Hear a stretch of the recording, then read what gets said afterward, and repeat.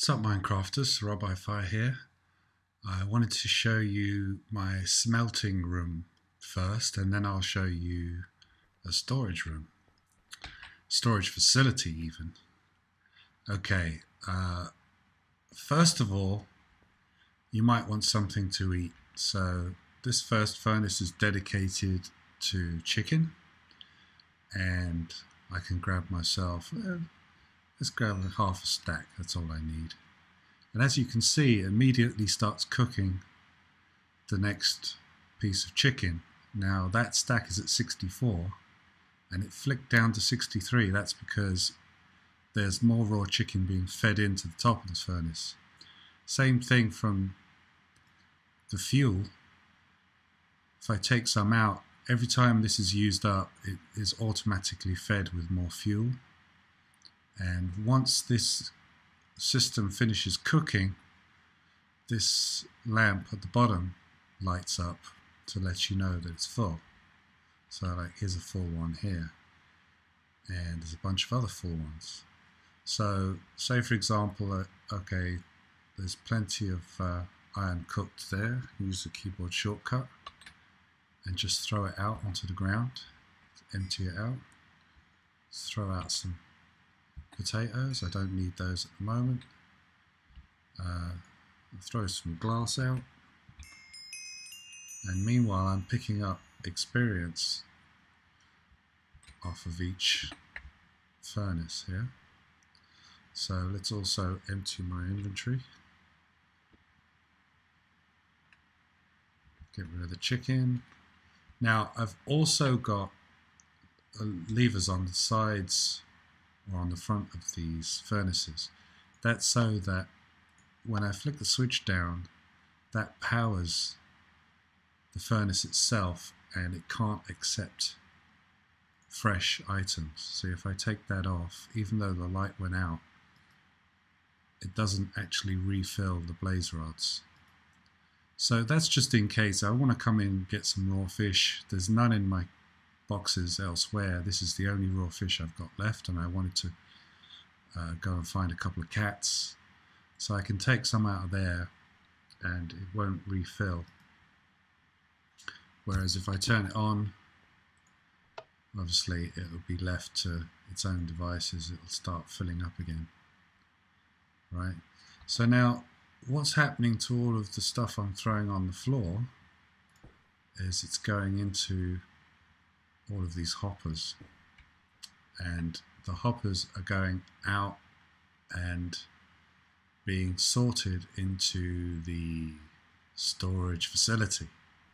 Now I'm quite proud of this as well. As you can see, you've got slots for every stackable item in these top 4 rows, and then the bottom row I've actually left just as standard storage for unique items. These are all items that can't be stacked, so you need separate chests for those because the sorting system can't handle them.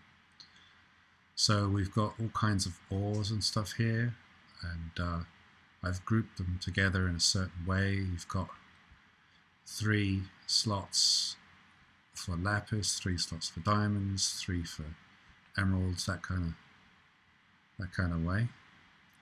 Then I've got 6 slots for different wood types. I've got 6 oak items, and 6 of each wood type, and then everything's automatically sorted into its boxes. And there are 2 more wings. In the center here is the item elevator, and I think that looks really cool. And we're also getting a speed boost off of the beacon here. I'm just loving that. If I have this in my base from vanilla, I'm going to have all of my mob farms hooked up to it, and I'm definitely going to have an item elevator like this in the middle, so I can just see all of my loot coming in, being sent into the system. So there are another 2 wings. They're the same thing, more storage spaces for all of the stackable items. Now let's go outside and have a quick look at how it works. Now, the first thing that happens is the items come out along this pipe and they go up this dropper column. So this is another item elevator made using droppers. And that just feeds into these pipes. And the pipes go around the system, feeding into all of these filters.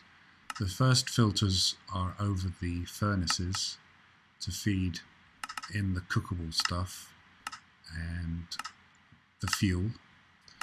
And then once they make it all the way around that system, they drop down this pipe and into this water stream. And this is an item elevator which I copied off of JL2579's tutorial, and that sends all of these individual items back up to the roof. Let's get out of here.